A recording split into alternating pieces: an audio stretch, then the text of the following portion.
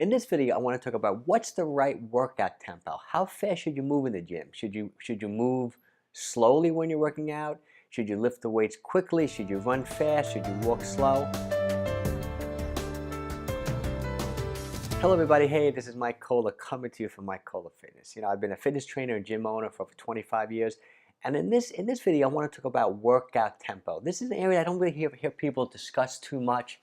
But in my opinion, it's very important to not only train, sometimes you want to be moving slowly when you're working out, sometimes you want to be moving explosively and quickly, and sometimes you want to be moving at like pretty much a medium tempo. Obviously, it depends what your goal is. If you're training as an athlete, like you're an explosive athlete, like a football player, and you want explosive speed and strength, obviously you want to train explosively a lot to improve in that sport.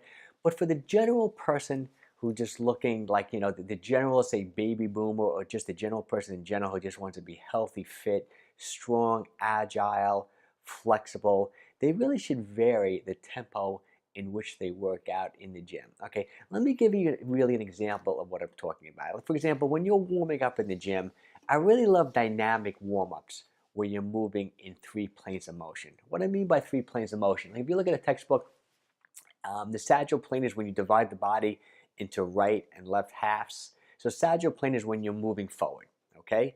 The frontal plane is when you divide the body into a front and a back. So a frontal plane motion would be like stepping side to side, moving sideways, and the transverse plane is cutting the body in half. It would be moving rotationally, okay? So how I like to warm people up, and I think it's a great thing that people should do in the gym, is basically do a warm-up drill where you're moving dynamically at a medium tempo in all 3 planes of motion. For example, say you're lunging forward, and then you're lunging to the side, and then you're taking a rotational step with your lunge. And I like to do this at a medium tempo.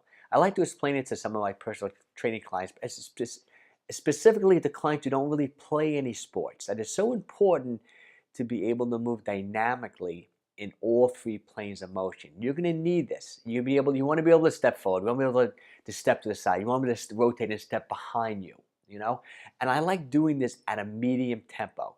You're not looking to close the muscle down. You're not looking to do resistance training here. This is dynamic movement in all 3 planes. So I love starting my workout with people with doing like a medium tempo.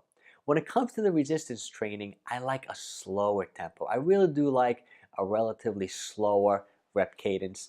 I definitely, especially when you're older, I know there is research that shows that training quicker, explosively training does produce results, and I think it does too, but I also think the risk goes up. There's always a risk-reward ratio to every movement, to every exercise you do in the gym, and I find that when it comes to the resistance training, I think you get more bang for your buck by going slower. It's different if you're training for a specific goal, like we said earlier. If you're a football player and you want to train explosively, doing those quick lifts, you just have to do them if you want, or you really should do those quick lifts. But when it comes to the general population, I find when it comes to the resistance training, I like a slow tempo.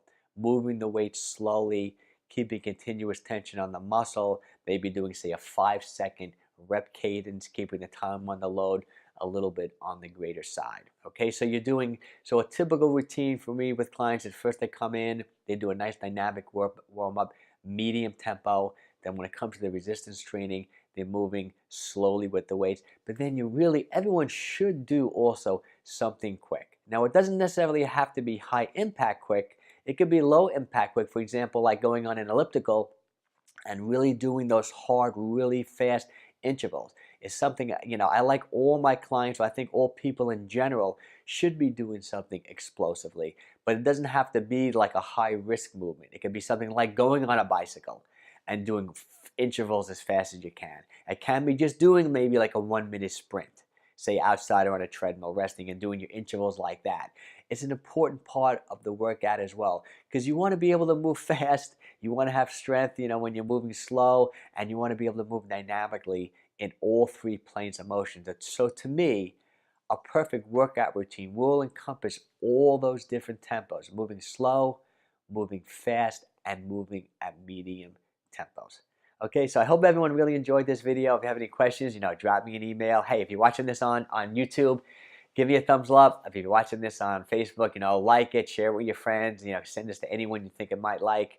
And I always like to end these videos by saying, if you live in Westchester, New York, and you're looking for a great gym to work out in, look me up. My name is Mike Cola. I've been doing this for over 25 years, and my gym is called Mike Cola Fitness. Take care. Hope everyone's doing well.